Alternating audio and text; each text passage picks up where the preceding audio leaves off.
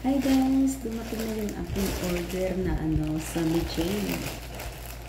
So ngayon buksan natin. Kararating ko lang guys galing sa sa boarding house. Ayun. Ano pa rin yung ano kung baka sa size small siya guys. Sammy Jane. Ay, gusto na siya. May ganda guys. Pero small siya. Alam ko, ang siya inuwan siya. Tapos ito yung break niya. So ano din, small din yung order ko. Ay, paano siya? Hindi siya guys.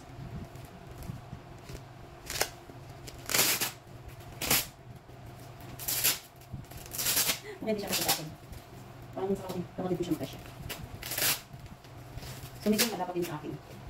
Maybe, pero okay lang kasi. Ano ko siya? Parang hindi natin dito eh.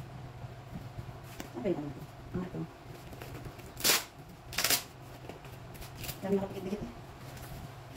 Oh my god. Medium nga dapat sa akin. Pero yung furnace ang ganda niyo guys. Kapatid ko siya kasya ko. So medium pa na dapat. Ay, hindi kasya sa akin. Ay! Ay, kasya siya sa akin pala. Ay, kasya ito na. Medium. Then, ito siya. Ang hirap pala dito ulit. May goodness, dapat pala may teams. Hindi ang ganda niyo guys. Ang ganda niya.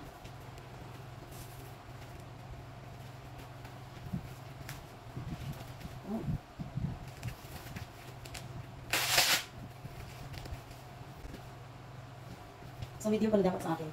Parang hindi ako makakagalaw. Pero kung liliit talaga ang tiyan ko nito, sabihin mo guys, try ko saan.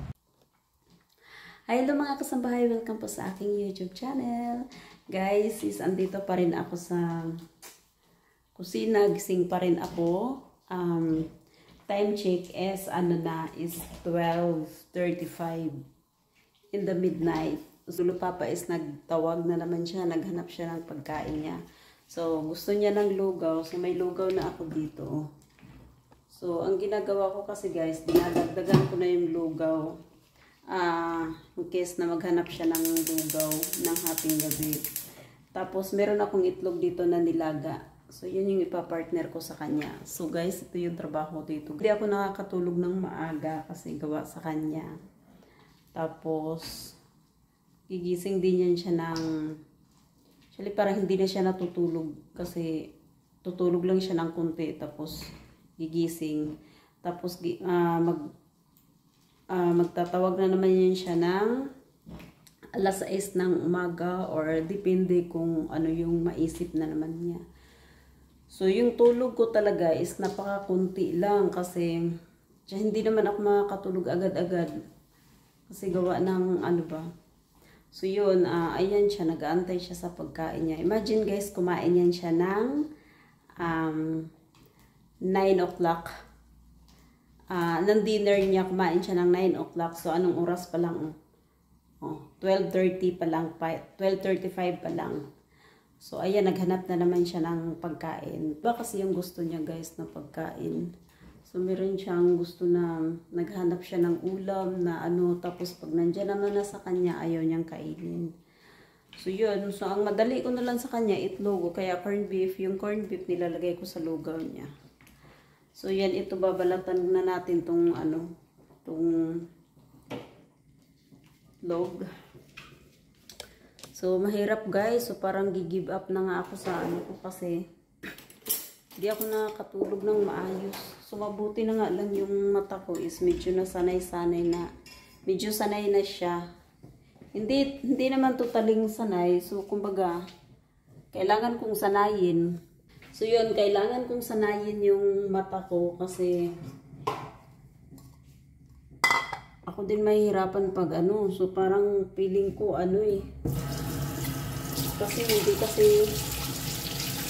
hindi naman talaga na tutulog ka ng late na. Tapos sa araw naman, hindi din ako makakatulog ng maayos kasi siya din nagtatawag. Diyos ko, ang lang dito, makakarelate lang sa ganitong trabaho guys, yung mga caregiver. So, yung mga caregiver naman, Medyo sanay na talaga yan sila kasi yun talaga yung trabaho nila. So, tsaka kung caregiver naman, yun lang din talagang trabaho nila. Is ako kasi all around. Imagine guys, so ganun yung ano ko. So, parang gusto ko nang sumuko kaya nasusungitan ko talaga. Ayaw ko maging ipokrita, no? Kasi lalo na magtatawag siya ng minsan 5:30 na 5:30 in the morning. Magtatawag yan siya kasi minsan napunta siya sa CR, so kailangan ko siyang antayin. So hindi ko maiwasan guys na naiinis ako or nagagalit ako, yung ano ba, yung sinusumpong ba ako sa ano, sa style nga niya. Kasi imagine matutulog ako ng alauna. Kagaya kahapon natulog ako ng kagabi nakatulog ako nakatulog ako 2:00. Tas nanggising siya sa akin ng 5, siguro mga 5:40 ata yun, naggising siya kasi ano, pumunta siya sa CR. So ganun yung style niya guys na ano. So parang gusto ko nang give up. Kasi katulad nga ng sinasabi ko sa inyo guys, is hindi talaga ako sanay na ganito na mag-alaga nga ng matanda.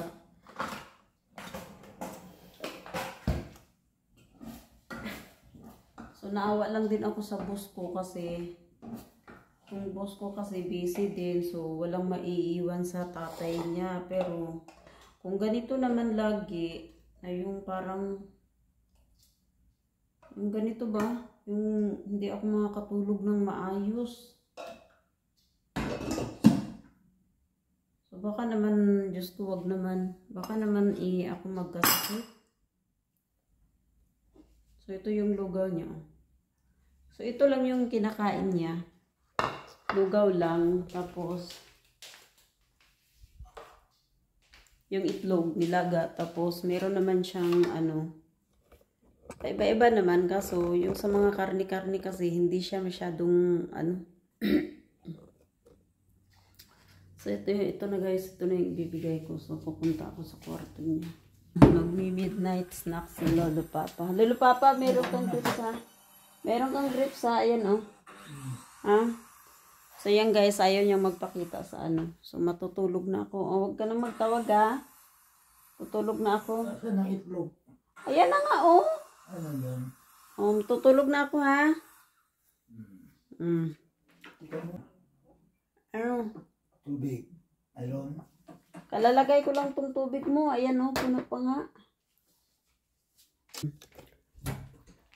So ganun siya guys na ano. Kaya mahirap yung ano. Tapos yun nga, hindi ako makakatulog ng sa umaga kasi syempre may ginagawa din ako. So yun, katulad bukas, magplansya na naman ako bukas. Plansya na naman ako, tapos yung tulog, kung ganito lagi, mahirap talaga guys. So, sabihin na natin nagko-complain ako. Totoo naman talaga.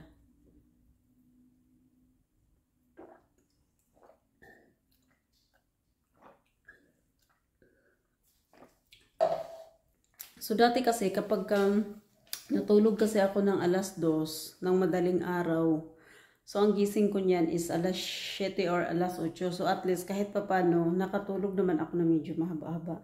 Ngayon kasi, nagtatawag siya guys. Minsan guys may 5:00, minsan 5:30, 4:30, mga ganun yung tawag niya. So hirap, ang hirap. So hanggang dito na lang yung aking video guys na ano. So, salamat sa inyo sa mga nanonood ng aking video. Sa mga hindi pa po nag-support, sa mga hindi pa po nakapag-subscribe, please subscribe po ako. Tulong nyo na rin po yun sa akin guys, yung pagsusubscribe nyo sa akin. So, salamat guys. Hanggang dito na lang yung aking video. Bye! God bless us all and have a good night! Actually sa akin, morning na. Morning na guys. So mag-uumpisa pa lang ako matulog. So yung iba is na sila, yung kanilang kaluluwa nakarating na sa ano. Ang tawag dito ay yung ansarap na ng kanilang, mahimbing na yung kanilang tulog. So ako dilat pa rin yung aking mata. So bye guys, God bless. Thank you for watching. Bye. God bless us all.